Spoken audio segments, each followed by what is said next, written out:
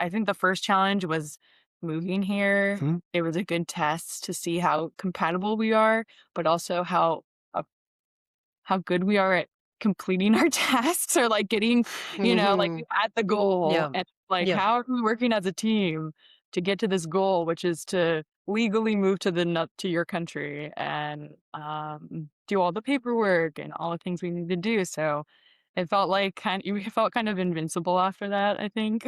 Like, oh, we can Mhm. accomplish this together. So we got We this. Yeah. can do a business together.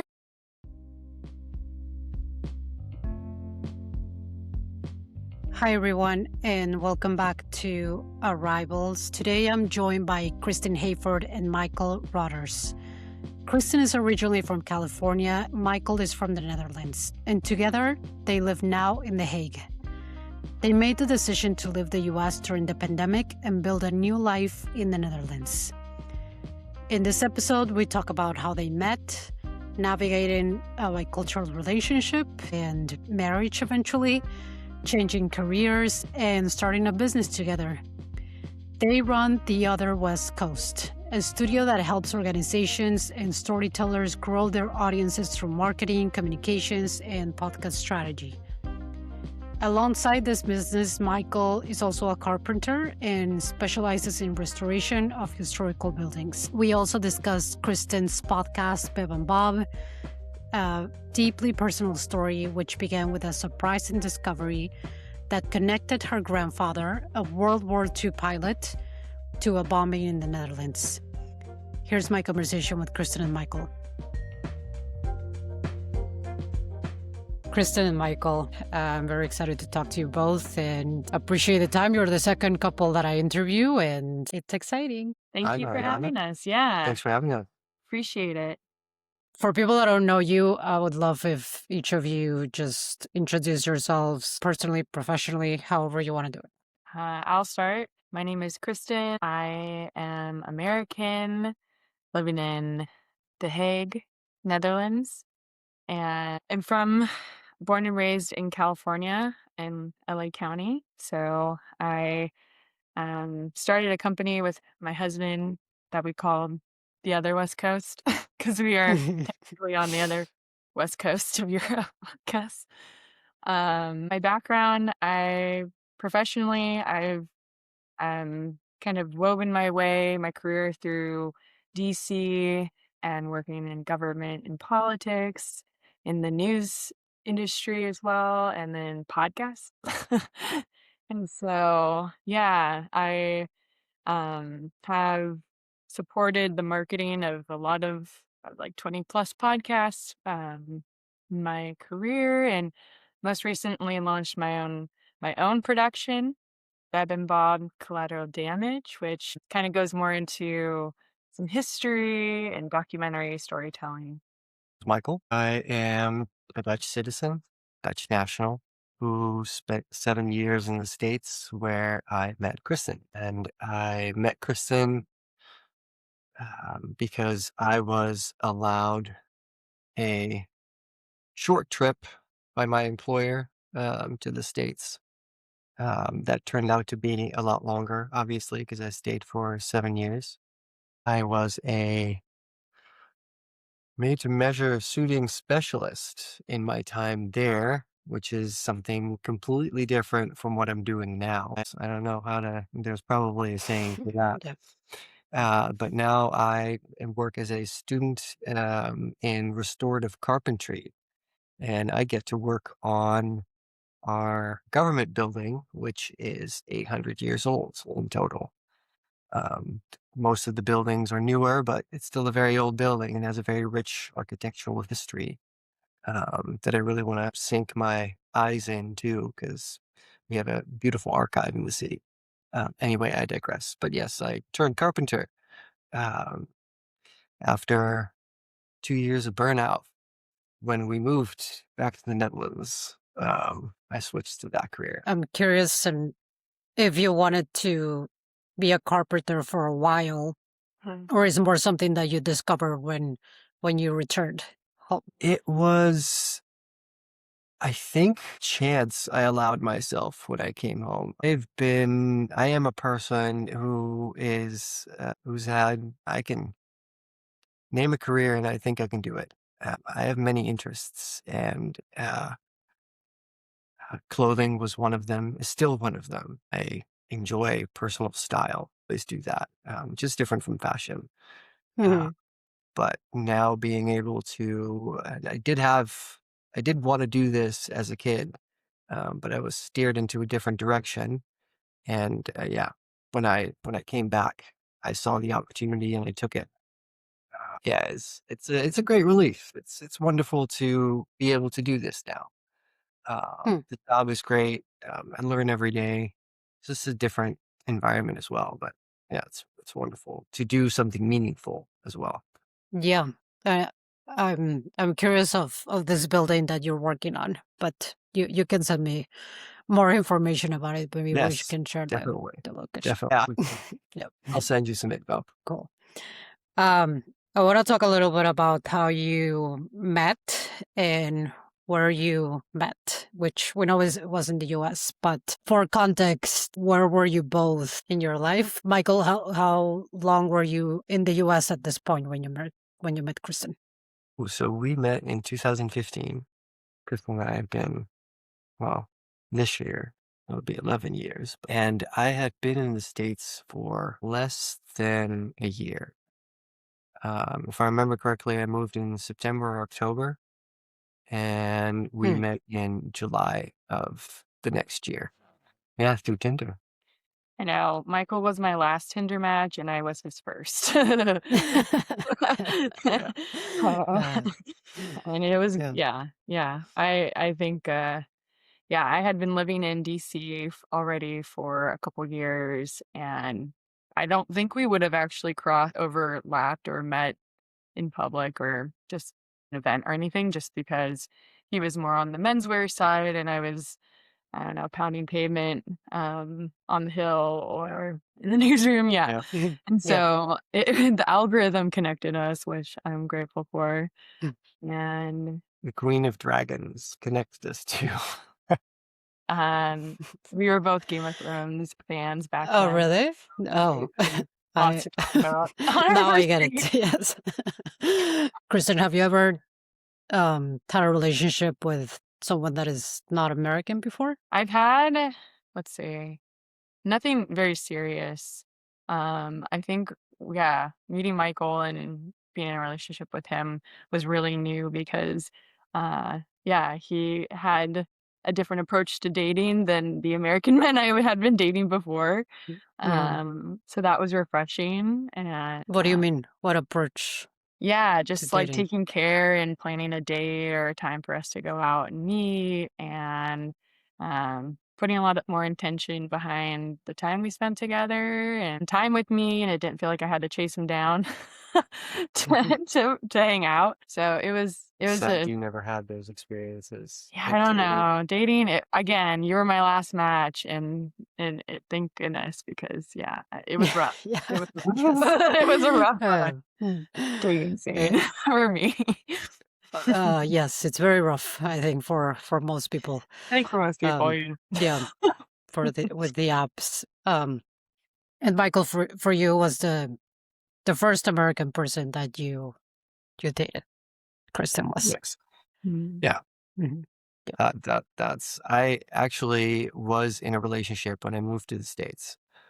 Um, that she had lived in the States. This is yeah, a tangent.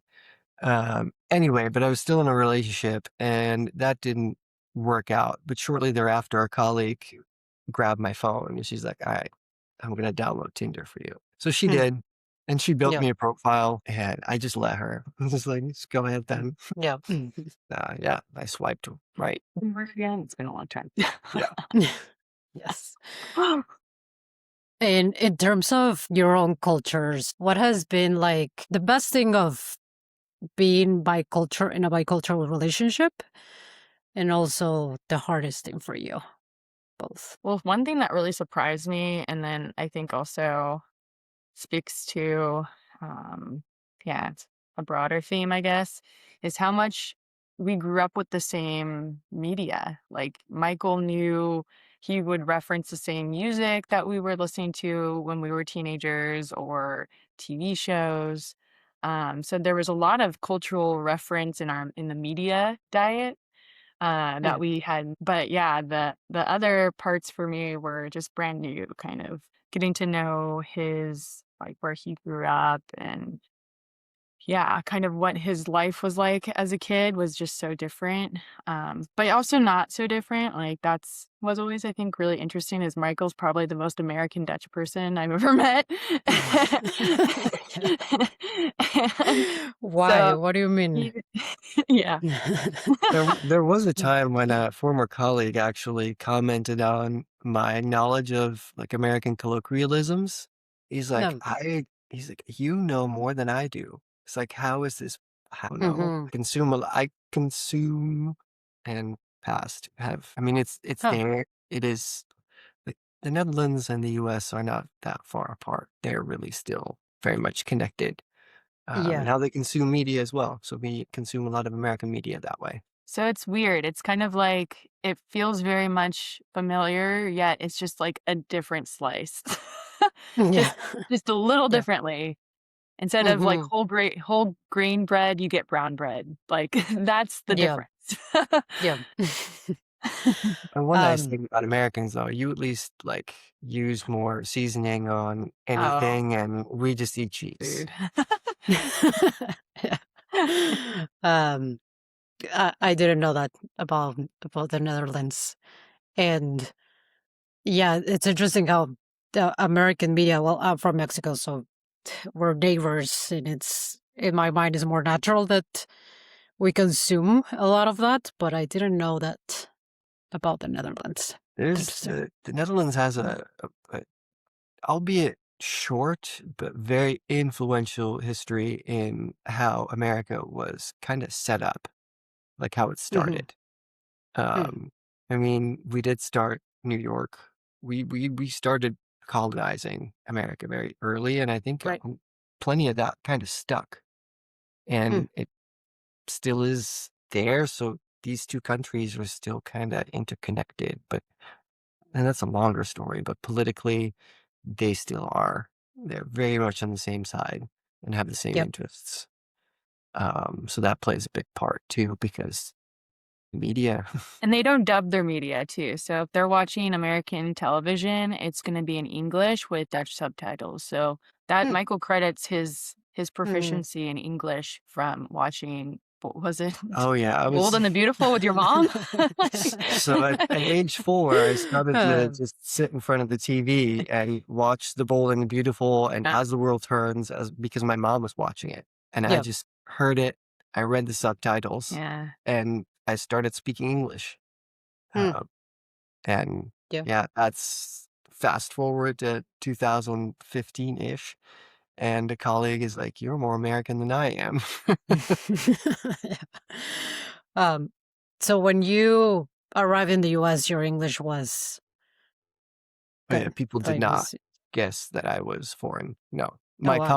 Yeah. colleagues, some of them that didn't know I was Dutch, and those colleagues that were Dutch, were like, "Wait a second, you're Dutch?" Like, "Yeah, Hmm. no." Yeah.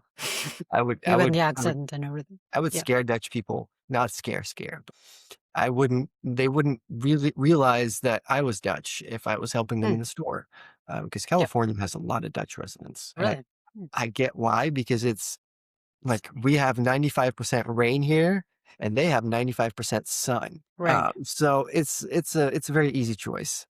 And Yeah. yeah, Dutch people are proficient in English, so the it's such an easy jump for them.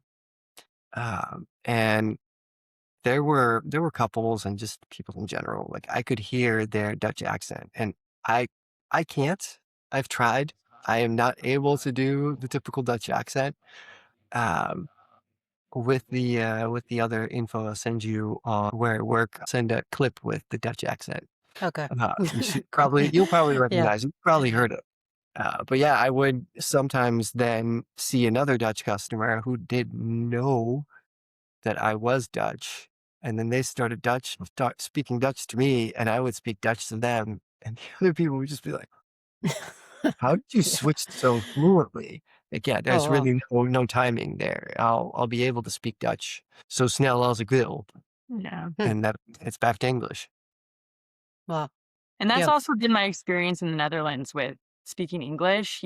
I can speak English with so many people I encounter. Most, at least in the bigger cities like The Hague and Amsterdam and Rotterdam, most people know English really well. And but yeah, they'll switch right.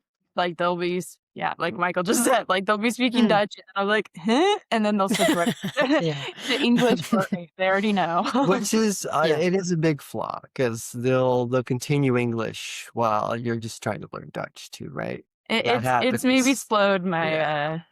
my pace of learning, but it Mm, actually is like a new resident here was really welcoming for me because it made me feel less different and I could That's great. understand people and I can only imagine I've been in classes for Dutch with people who don't have English. They're just mhm.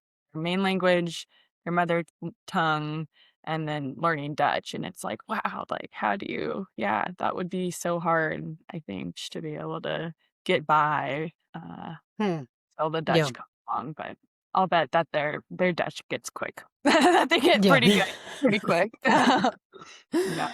Um, so the Dutch in general are welcoming to not only Americans but immigrants in general, you think? Yeah. At least in Yeah, my that's experience. great. But I Mm, have privilege in just how I look.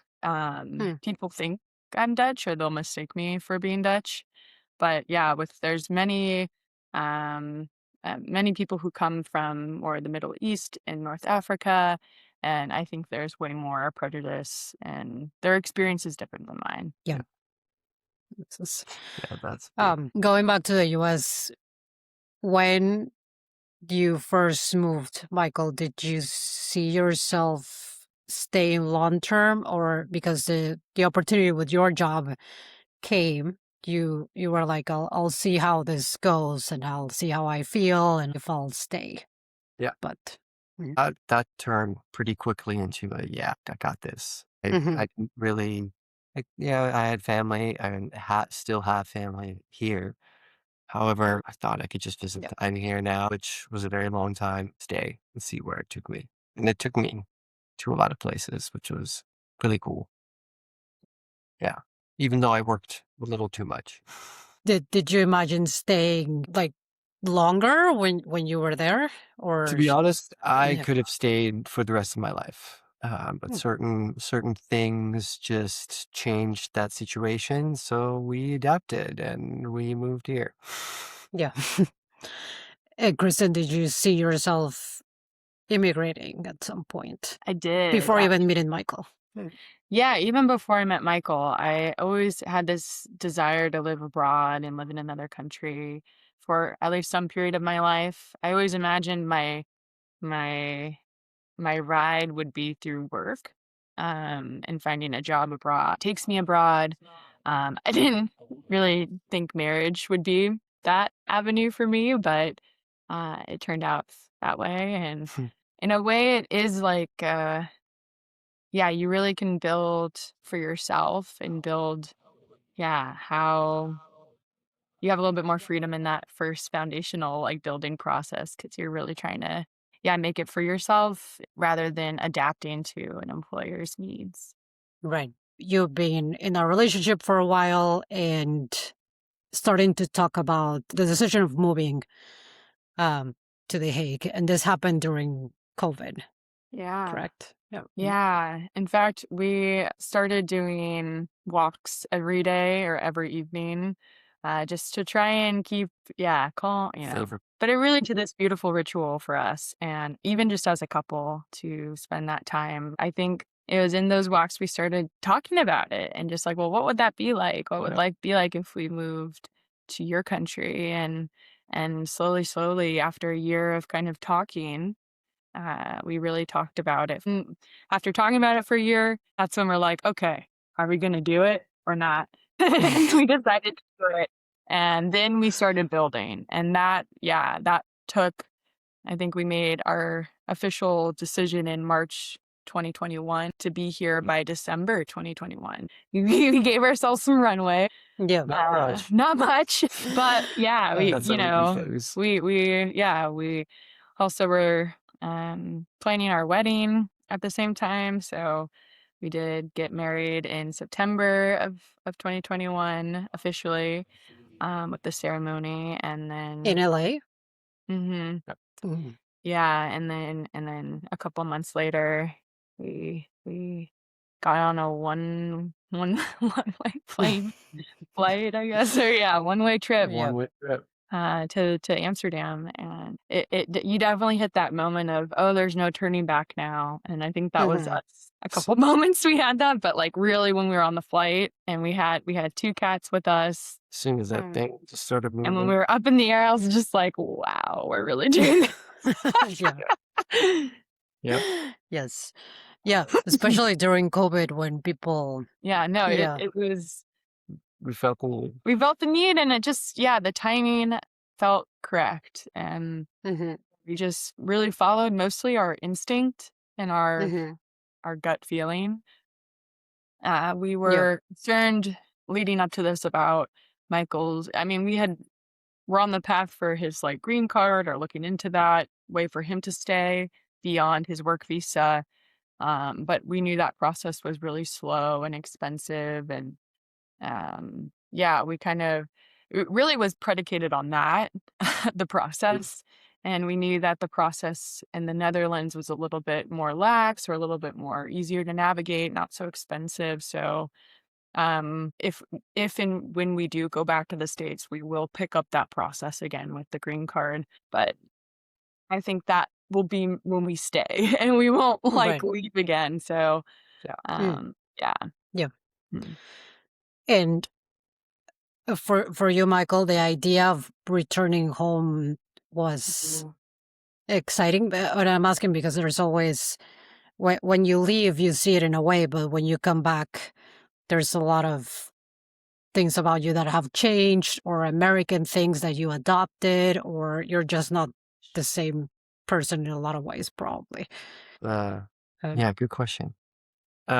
I it to start, it didn't feel like home mhm, when I came back because I moved to a city I'd never lived in. However, a city I do have roots in. The city of The mhm, Hague is the city where my parents were born, mm, and they had their youth here. They spend their time in the same dunes that we now take our walks in. mm, They actually worked at the royal stables, which are not far from the building that I'm working at, when they were teens, caring for the horses. The culture was very lax is not a good word, but very relaxed, actually. It didn't require screenings in the 60s, who you were. No, you were good with horses and you wanted to take care of ours. Okay, sure. Those were the royal horses. mm, Uh, they would ride them on the beach, actually, every now and then. So I do have uh, roots here, but it didn't feel like home necessarily because the family I do still have here, I never really quite visited often when I was a kid or a teenager. My parents moved to a northern province of the country, which ultimately isn't that far away, but any distance is far away when you have a family. Uh, it's hard to travel, and I didn't get to see them as much as I would maybe, but that's all from now. It's like, oh, I would have liked to see them more when I was a kid, but I don't know. I remember some things as a kid. mhm, Maybe not that. Maybe I wouldn't have. So that. Those were, and my best friend lives here, so that was the main reason. It's like, okay, it's because he lives here. I will move there. mm, Everyone was asking me when we still lived there. It's like, Michael, what were you moving to? Amsterdam, Amsterdam, Amsterdam. No, Well, never in my life. I think we also learned like we learned during the pandemic we had a pandemic bubble, and how nice it was to be around, like have a community. It's also we're like, oh, we're gonna go live where your best friend lives and yeah, go from there. Yeah. yeah, yes, Mhm. that's a huge difference. Um, It and really well, I never been to The Hague, but Do you really love the city, or just describe it other than your friend, of course? Why and that your family was there? Well, for me, it's the vicinity to the beach. Hmm. I don't go as often as I should, um, but it's right here. It's one of the few coastal cities we have in the Netherlands. There's not many towns or cities that are this close to the actual beach and dunes. So that, and we have so much greenery. It's Hmm. fantastic. We live in a very green area, and it Yeah. spreads throughout the city. It spreads throughout the dunes. We are, in my opinion, far away enough from the hustle and bustle of the rest of this coast line, Hmm. uh, but still have access to everything very quickly if we want to. And that's just really nice. Yeah. So I've definitely started loving this city. Um, and yeah, the fact that I love old things. And our city is just old. It has Hmm. many old buildings. It has a rich history of things. Not always good, unfortunately. But yeah, most of our history is honestly kind of like the States. It's just, it's not that great. Yeah. It, Yeah. there's many good things that came from our country. We discovered many things. We invented many things. Um, Technically speaking, uh, the trading company, that the East Indian Trading Company that the Netherlands owned is still the wealthiest country if we judge by inflation, Hmm. or wealthiest company in the world, wealthier than whatever company is at the top one right now. I don't think that's much of a feat. That's weird. That's a weird flex, because we did many bad things in order to get to that level. Uh, we weren't the worst, but that again with the weird flex, it's like, oh, we weren't the worst. Dutch are such weird people now that I've lived in a different place. I just see them as, what is our culture? Like there's I I struggle to find healthy roots of mine in this country. And I have been sprouting new ones and seeing where they end up. Um, Maybe I get to make some new roots here. Maybe not. But what do you mean with new ones? Do you mean with your work or with something Just else? me personal, mostly. My work is always is ever since I quit the other career, it became secondary. Like I love what I Hmm. do. I think it's great that I work with my hands, but it definitely hasn't become important in my life. Everything that happens outside of work is what's important. Yep. Well said. Um, Kristen, for you, quitting your career in the US and your family and all that came with that, what was that like? It was so hard, much harder than I could have anticipated, but in a way, though, it provided me a lot of opportunity for growth, self-development, self-growth, self-actualization, and it challenged me to, yeah, dig deep into who I am and what I wanna do. I will say quickly, The Hague is a great city. I really like it. Mm. Mm. And it Yep. kinda reminds me of, because they have the government here, so it kinda reminds me of my days in DC a little bit with, like, everyone in the suits. Mhm. Hmm. Yeah, something I Yep. spotted, the new prime minister was out and about the other day, Rob Hmm. in a suit, looking good. Like, Yep. I don't know, it was very, like, yeah, Yep. this is a government town, or at least a politics town, I should say. Yeah. And so that kind of makes me feel at home. And then Hmm. also the beach and bike culture actually reminds me, I went to college in Santa Barbara where everyone was riding bicycles around campus. And yeah, it's a weird, like, city that Yep. combines two other places I've lived before, but in a Hmm. completely, yeah, different way. Mhm. So that always was really cool for me. Hmm. But Yep. yeah, like when I finally got here, and yeah, it took it there was some process. I had managed to keep my job in the US, and with the caveat I would be hired on a foreign, contract. So I had, like, a third party contract agency.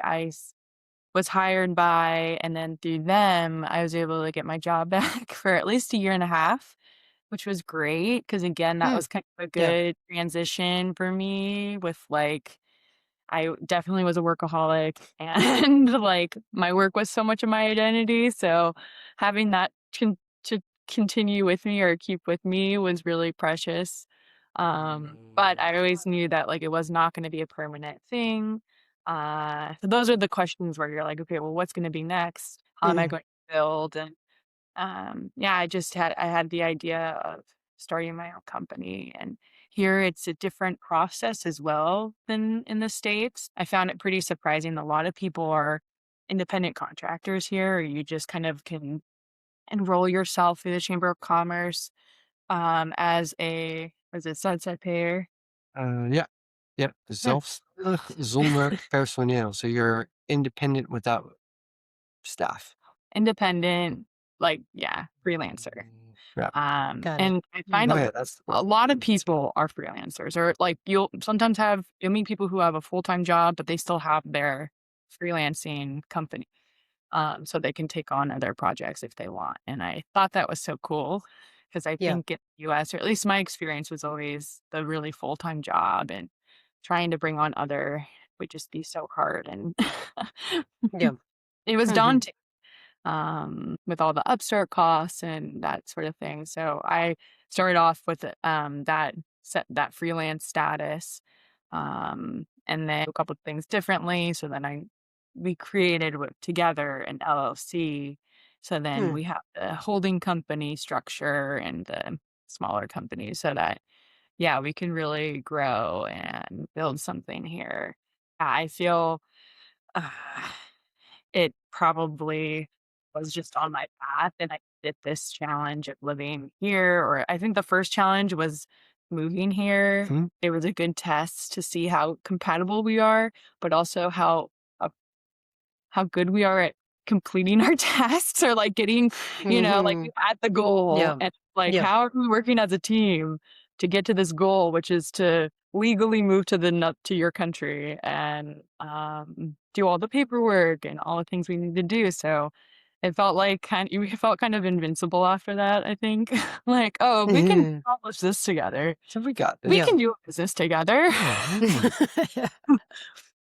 So Yeah. that was really nice, and then obviously, my Dutch, still in progress, having Michael being a, um, um, yeah, mother tongue, that's his first language, it made it more accessible and less scary because I could just ask him to read all the documents we were getting and Right. Yeah. It Yeah. definitely I could see where if you would be an expat, it would be easy to miss certain things.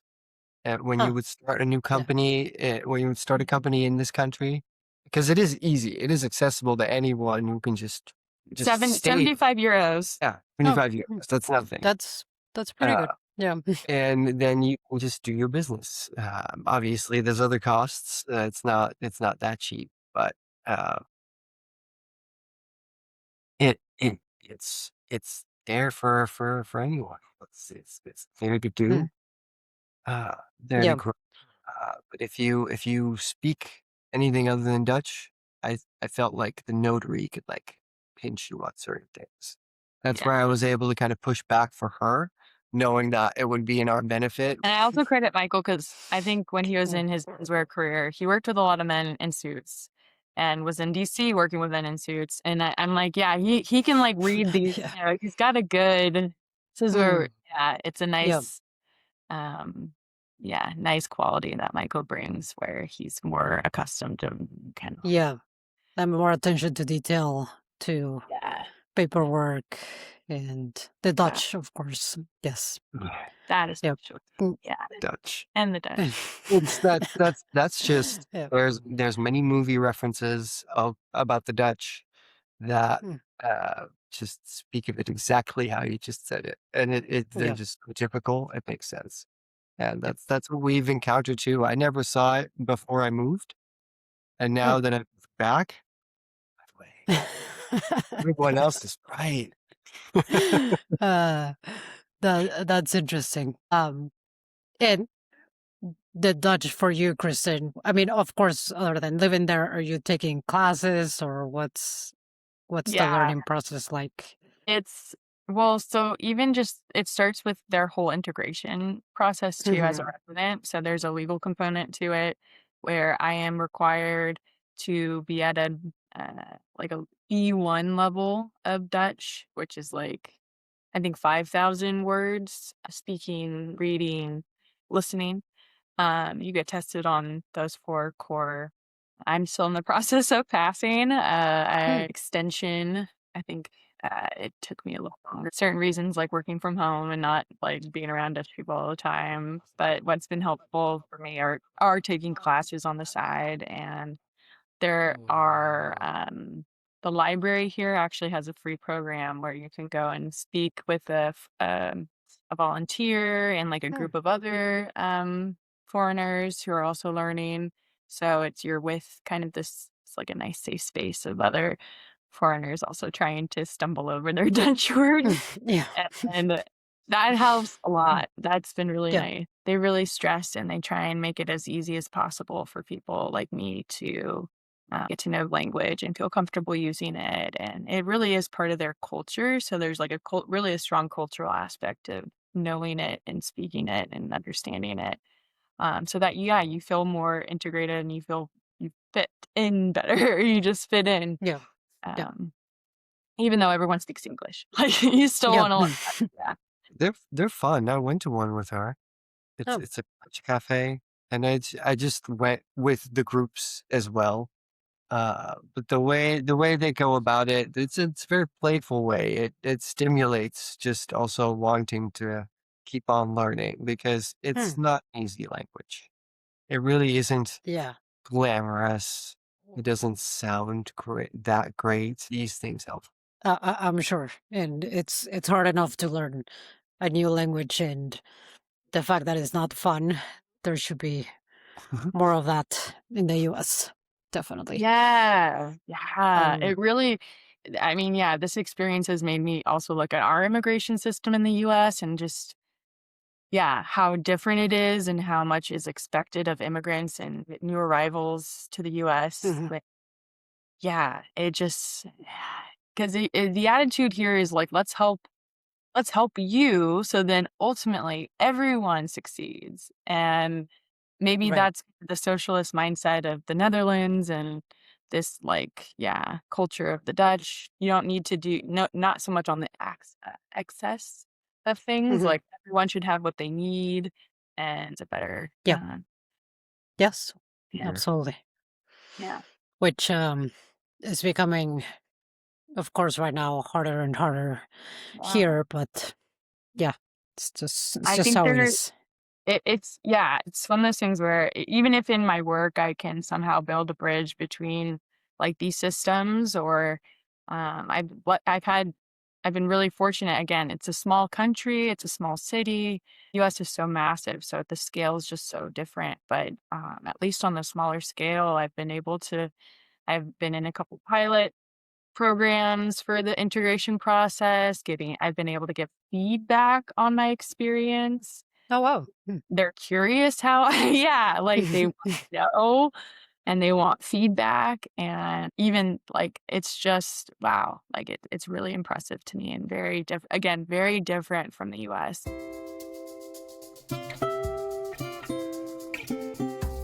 I want to talk a little bit about Beb and Bob, which I Yeah. listened to and loved it. Thanks. How that well, I'll let you tell the story, of course, but I'm curious on if those events just happened and you decided to go deeper in your family history, or you were thinking, now that I'm moving, this is a great time for me to know more about my grandfather specifically. It's a little bit of both. Yeah. When I was in the process of moving, yeah, I felt like I could sense them and they're like, "You should just go for it." Like my grandpa and my grandma who Hmm. have, yeah, since passed, but I just felt them and felt them being like, "You should go do it. You and Michael move to the Netherlands, like, go for it." And, I'm like, Yeah. "Okay, well, that's weird. Okay, whatever." And and then I get here And I Mm. get here and we're settling into life in The Hague, and I'm struck by all the like war memorials and yeah, it's info plaques of just what things looked like 80 years ago. There's still the Mm. bunkers from the Atlantic Wall, which was part of the Nazi defense system that spanned from Denmark, I think, all the way to Spain to try and prevent invasion of the western coast of Europe. They still have the bunkers here in the dunes, and I think there's even some that they haven't found, Mm. um, which is really interesting. And they Yep. keep them so that, there's, like, graffiti on them, but, like, and so you kind of, like, if you don't look and really notice, you would maybe miss it. But there's just, for me, it was immediate how, yeah, these shadows of World War II were so present here. And Mm. yeah, growing up in the US, we had, we glorify kind of our American involvement in that war, but we don't feel it like how I was feeling it here when we landed.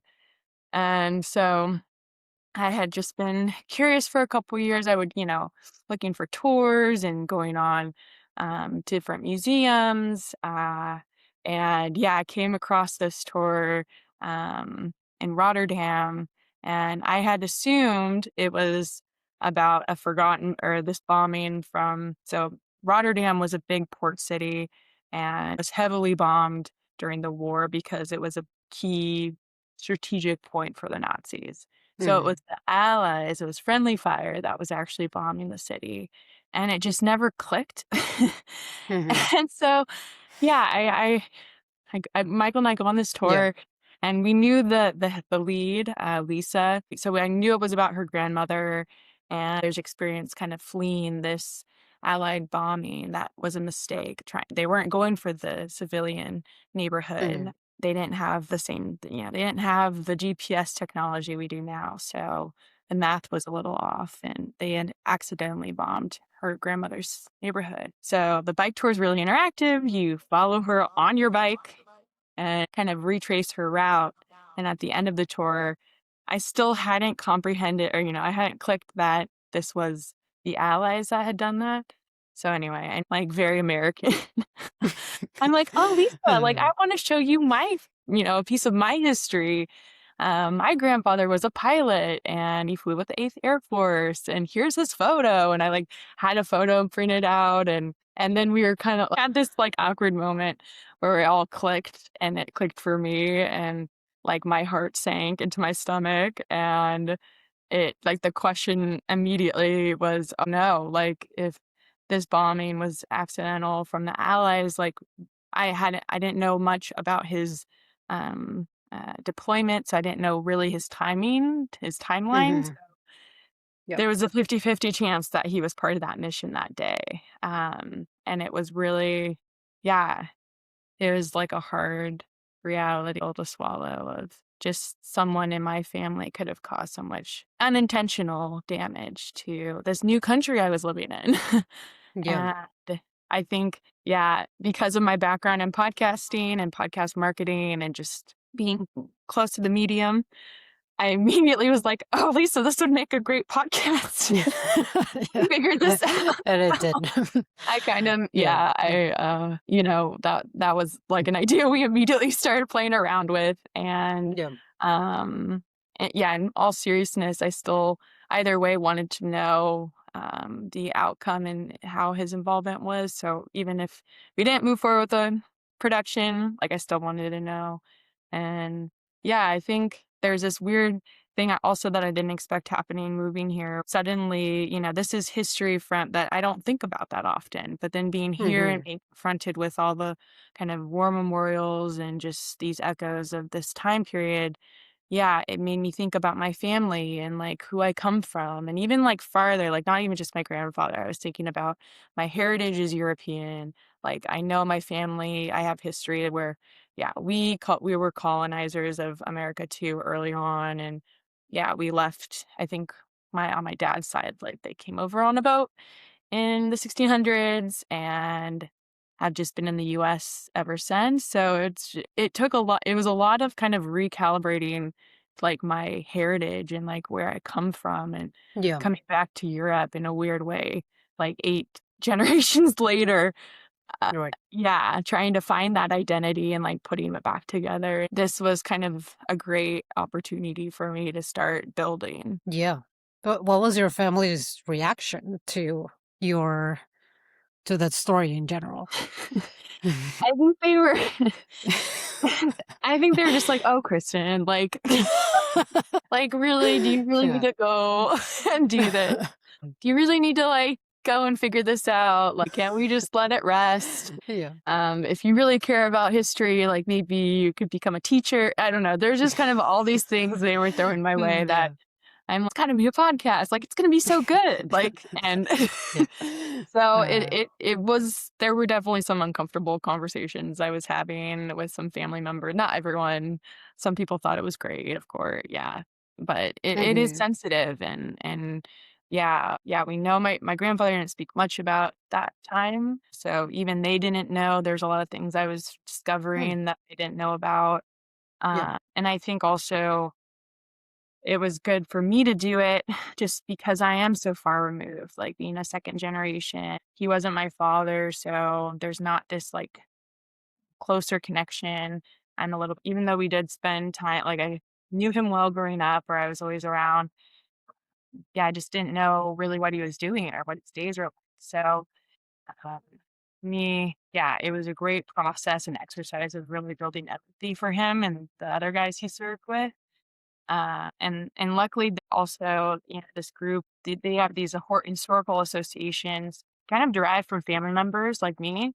Mhm. I found a couple of books written with firsthand accounts, or like for example, there's one book, "Fog in the Cockpit," that is just someone's diary or like the notebook of day to day, but then the author, who is the daughter-in-law, weaved in kind of these actual historical references. So, like, she was able to back up or credit his kind of diary entries with, like, okay, and here's what was happening at the same time. And really, so I had these great resources that, Yeah. yeah, people had kind of taken a lead on. And that allowed me to really kind of build this picture of what he went through. And yeah, it was a great exercise, and I think for me also Yeah. gave me, yeah, a reconnection to those. Yeah. It's awesome, and I'll share it. I'll share it as well.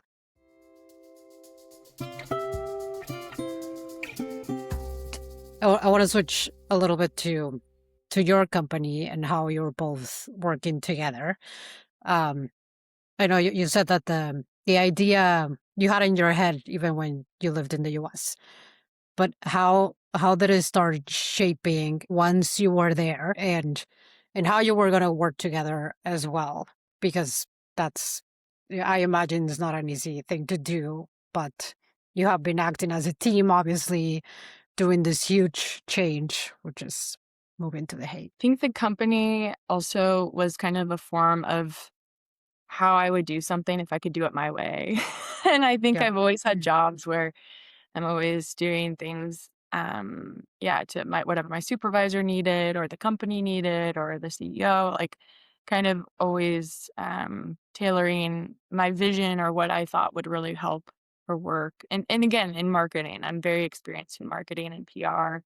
Mhm. So I just wanted to be able to have more freedom to pursue projects that align with my like my belief, not just my belief system, but kind of my essence of, like, we all have the power to change, like, the world just a little bit, or, just kind of this desire to make the world a little bit better. Yeah, having my own company gives you, yeah, you have that freedom to kind of pick and choose which, projects you believe in. And then separately also, some independent projects to develop. So, the company was definitely a vehicle for making Beb and Bob. Mm. And I would say I also come at the company side as being more of like kind of the creative, yeah, main kind of lead. Michael is uh, the grounded. I'm gonna bounce ideas off of you. If you think I'm crazy, you'll tell me. Like, Yeah. counter Mm. to Mm. my extreme optimism Yep. sometimes. which is good and healthy. I just wanna take care of all the stuff that you don't wanna take care of because my wife's my best friend, and I get to spend more time with her this way, and if I have to do stuff like that, great, that's Mm. fine. I get to work from home too. Love that. Yeah. Yes. I get to do carpentry stuff Uh, in my free time and just work with my wife. Yeah, Yeah, it's just like an interesting yeah. dynamic because again, I feel like I came up in a very like 9 to 5, like you have a job and you go to your job and you come home and then the pandemic kind of screwed all that up because I was working from home mhm, and realizing, oh, like I have a lot more freedom. And then slowly, I was like, oh yeah, more freedom, more freedom. This is great. And then yeah, working with Michael, it's yeah, again, it's interesting. It almost brings back to like older times, like where mhm. families, like they were the family unit and you did Right. everything together. And Yeah. if you were, yeah, farmers, you would definitely work together. Mhm. Yes. And- Right. or, Mm. yeah, so it's kind of a cool thing that we can do together and build together and hopefully, yeah, make something of it. Yeah. And Michael, how do you divide your two careers now, which is Uh, this one and being a carpenter at the same time? I they just kinda blend together. But Mhm. most of my days, for at least, like, during the week, Kristen and I will just talk about work, or whenever she feels like she needs to share something and we need to discuss it for whatever reason, it'll be shared, and then we spend time on it. So it blends just into my days. There's no scheduled time unless I see calendar invites from Kristen if I Mhm. get the same question a couple times. well, and then Michael also brings Uh, so a wealth of like business knowledge. Like when he was in menswear, he did manage a store in DC mm, and was able to turn profits like in a year. And yeah, Michael has this like business savviness too that's I think pretty natural, or maybe it's just very Dutch. That was a fun time. yeah. But you Yeah. can yeah, these are things that I'm not familiar with as much, or there's certain things that, yeah, he can kind of help me with, and Yeah. from his experience, yeah, working in a store. Kristen is a shark, but there are bigger sharks, and I know those bigger sharks, so I get to just like help from the back and just swim with her and help her recognize those bigger sharks. It's like, nah, go away from that. Right. Mm. He's yeah. Like what? I think, like, spending time on certain, like, leads, Mhm. most of my work right now is project-based, so if there is a project that I am trying to get signed and it's just taking so long or, I have this problem or not this problem, but challenge of giving a lot of free services to people, and my Mm. he can kinda help me with, like, "Oh, here's how, make sure you're asking this," or, "Let's make sure you're having this conversation," so Right. that you can turn that investment of your time into actual, like, revenue, Yeah. and Yes. that's hard. I think also, like, just gender-wise, like, women, I don't know, it's like there's some things that I've been socialized to be, and I'm like, "God, it's so hard to, like, Yeah. I get not that. just Mm. give you Yeah. everything." Like Yeah. yeah, Yeah. It's a lot of Dutch people are Yeah. like type A.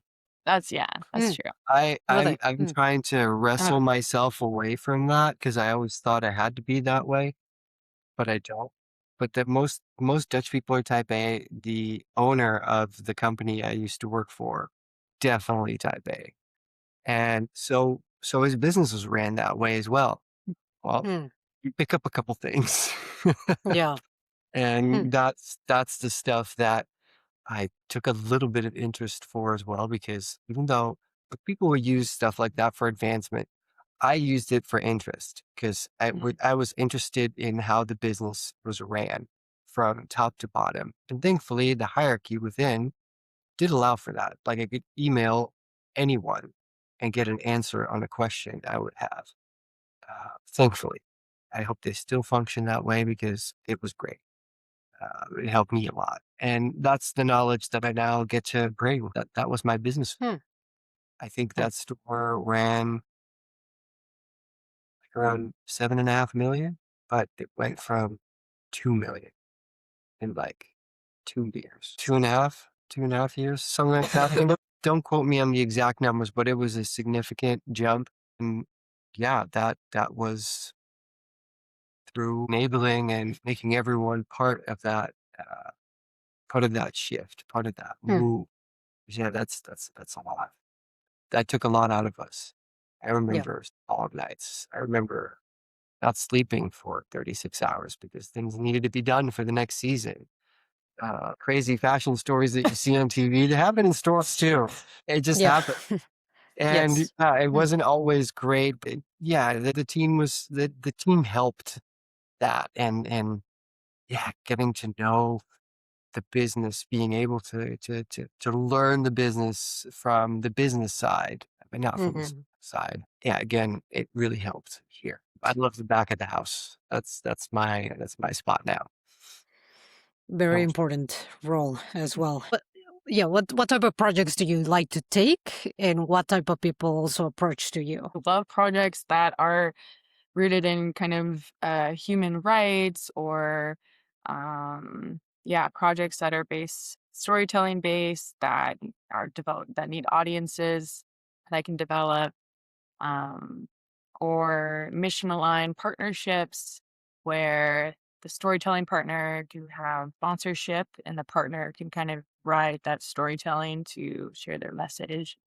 Uh, I'm also trying like, these are some things that I'm experimenting with too. I know podcasts are typically sold against some PM modeling, but that requires high scale. So I'm really trying to find ways for creative new ways or solutions for smaller podcasts to become sustainable, or even just smaller media projects where you don't need 1 million visitors per month or more. Yeah. You're able to sustain off of 40,000 visitors per month, for example. And like, how can we uplift these niche topics or audiences to be more sustainable? So I'm interested in that. And definitely my projects have ranged from other like podcast marketing and PR. I've done just PR for some cases. Um, I've worked conferences that are um, for some international conferences just for helping visibility and message support, brand support.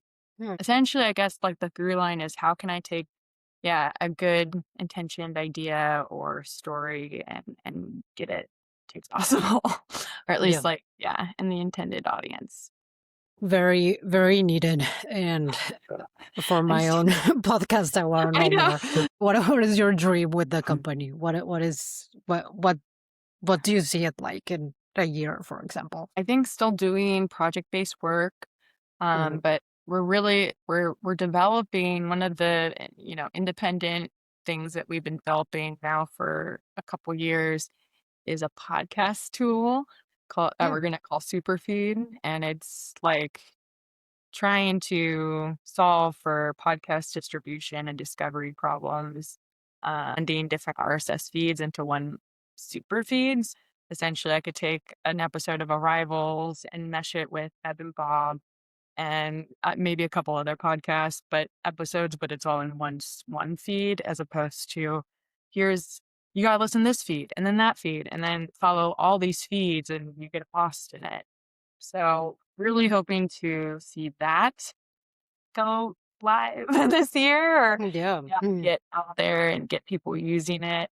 Um, yeah, I have big lofty dreams with that and would yeah. love to Mm, see at least the first step happen this year, which would be, yeah, um, getting some people using it and yeah. then continuing to solve for it. So, yeah, still Mhm. looking for ways to solve for distribution and discovery in this very changing landscape of media. Yeah. It's so Oh, yeah. consolidated. I love that idea of the super feed. Oh, great. Yeah. Yeah. Well, I'll keep you posted. Yeah, please do.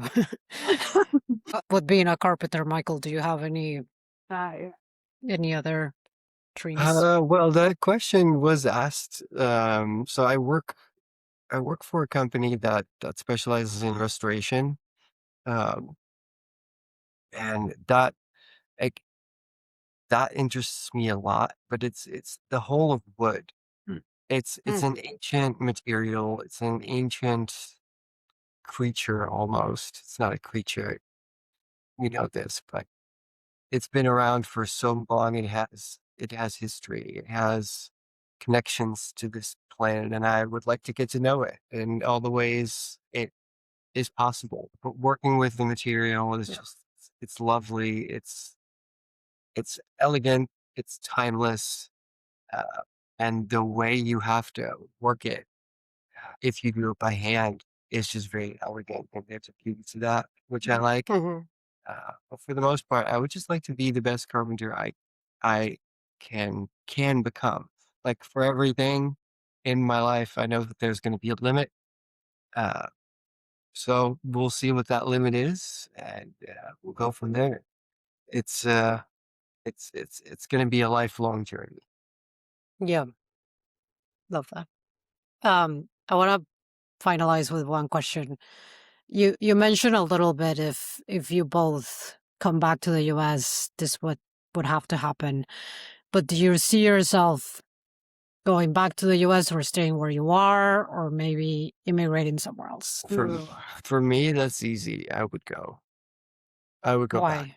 There are certain reasons, but for me, it would be the landscape. There's something about the landscape that draws me. I've lived on either coast, um, and the West Coast, there's something to it that will always want me to go there. Hmm. It could be from something very simple as and stupid as driving down the 10 on a quiet afternoon, but it could also be something as I would love I feel like I need to be close to the redwoods, Hmm. to the valleys, to the mountains that California has to offer. There's as from a young age, there's always been that connection, that draw to the United States, Hmm. but there's definitely at this age, there's a draw to a very specific area. Uh, yeah, yeah. But we've also talked about Michael can once he has his carpentry's license, he can just pick up projects in California and, like, work there Go for a couple anywhere. months. Right. And Yeah. yeah, yeah. I would like to go back eventually, but not anytime soon. No, it doesn't have to be I this. I'm I kind of threw out we'd be here, like, 20 years, and it's almost been 5 so far almost, Yeah. so but I think this period of life, like, this kind of growing and building will happen here, and then, like Relaxing. yeah, we might just end Yeah, back we're up in not gonna go there California. to, like, do more work. No. Because we don't want to work there. Yeah. Same here. Yeah, Yeah. hard. Yeah. But yeah, that's interesting. I thought actually you said that you were going to say that you wanted to stay or stay in Europe in general. Yeah, At that's least for a interesting. long time. At least for a Yeah, while. Yeah. yeah, But I do think, yeah, we're California will call us home and we'll rest our bones there. And yeah. but at the same time, this is great too. And if we have opportunity to travel and visit, We're flexible, like, we like how adaptive we got ourselves into the situation of moving to Europe. 'Cause Hmm. it wasn't a very strict regime schedule that we put ourselves to. As adaptive, I think, as that, we can go about our next steps. Like, we have many steps still left here, but yeah. yeah, we're Yeah. definitely thinking about what could happen after those steps. Because yeah, there is always 15 years from now. That means we'll be nearing 50. Hmm. Um, like, I don't want to work for very long. I really don't. Like, Yeah. work is so useless. Like, there's so much work that needs to be done, and there are many people that do incredibly important work that takes a lot of effort. Like, Yep. there's a balance to everything, right? And for me, like, we can make things way simpler and work less than we do now, especially for the length of time. That's Hmm. basically we don't have to work that long. Come on. Come on. We get to live once. Who knows? Maybe we did live in Yeah. past life. We don't know this. Right now, we only live once. I don't want to work for a third of or two-thirds of that Michael, almost. stop. You're being too bold over Sorry. there. Someone might hear. Uh, I agree. I agree with everything you're saying. um, yeah, Yeah. yes. Especially in the US, it's work, work, work all the time. Yeah. It really, I mean, that was Yeah, also kind of a culture shock coming here. It was, yeah, wow, there's like a balance a bit. Although in the Netherlands, I think there is also kind of a hustle culture that's starting to form from their inspiration of the Americans in the US. But yeah. Which in the US, they're better at it because most contracts, they go hourly, or Mm, a lot of mhm, contracts go hourly. So you actually get paid in overtime. Here, salary for the most part, in at least my previous profession, and then overtime, you don't get paid. You sorry, you have to be here because we scheduled it around this time. They get to creep these little things in there. They don't have mm, bending some rules too, which is great where she works for herself. She doesn't have mm. to worry about that. She creates her own rules. Michael, you're you're sharing too much. No. See? You No, no, see? no. It's You're not I gonna let think us back in that's the US. Your oh well. socialist ideas. I'm sorry. I'm just joking. I didn't know that. that's the So European. for your work, for the carpentry work, is not an hourly That rate. isn't hourly. Oh, okay. Yay. Mm, That's I feel like if you worked for a company before there were better laws, because even for this country, it took a while before you got like good labor laws. Like I mm, have colleagues who remember the times when there weren't any good labor laws, and they'll tell stories that I'm like, Mm, oof, I'm happy I don't have to work under those laws. mm, And they're fairly recent. I yeah. can't get the numbers, but they are. So it took a while for it to get to mm, here as well. But I am Hmm. fortunate to live under really Yeah. good circumstances actually. Like Mm, a lot of paid vacation, yeah. practically unlimited sick time if I need it. Because yeah, sometimes if you do, it's a dangerous job. They do create a lot of safety nowadays, but it's still a dangerous job. So it can happen that you're out of Yeah. work. Like I remember, I've only been sick really once badly over the last 2 years, and I was sick for 2 weeks. I felt bad after a couple days because I just got flashbacks from. Mm, yeah. It's like, Yes. oh, Misty. I started texting. It's like, why are you texting? You're sick. I don't Yeah. know. Like, "Oh, this is great." And then I Yeah. didn't even Mm, expect to get paid for the entirety of the time that I was sick because I had just started working for this employer. I didn't accrue anything or however much it could have been. It's like, "Oh, no, that's just Dutch law. You get paid the whole time." So I felt bad while I was being sick and I didn't have to. That's great.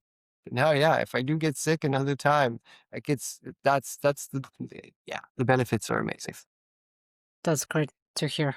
Yes, and a lot of people, yeah, here particularly, they will feel so guilty of being sick, which is Yeah. terrible.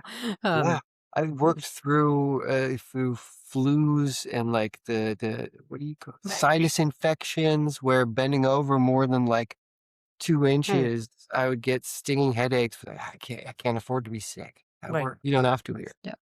It's Yeah. great. Well, thank you both. Taken a lot of your time.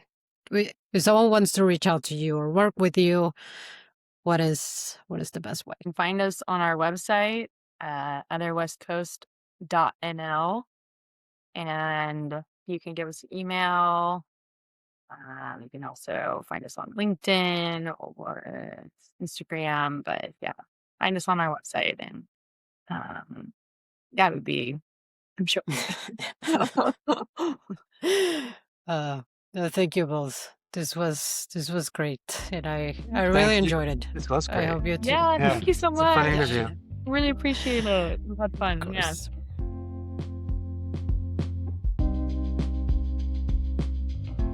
Thank you for listening. I really loved this conversation because it's ultimately about building a life together across cultures, careers, and continents. In the show notes, you can find Kristen's podcast, Bev and Bob, also the contact for the other West Coaster company, and one of the buildings that Michael has been working on in The Hague. Thank you for listening, and please follow the show, leave a review, and if you enjoy this episode, share it with someone who might connect with Kristen and Michael's story.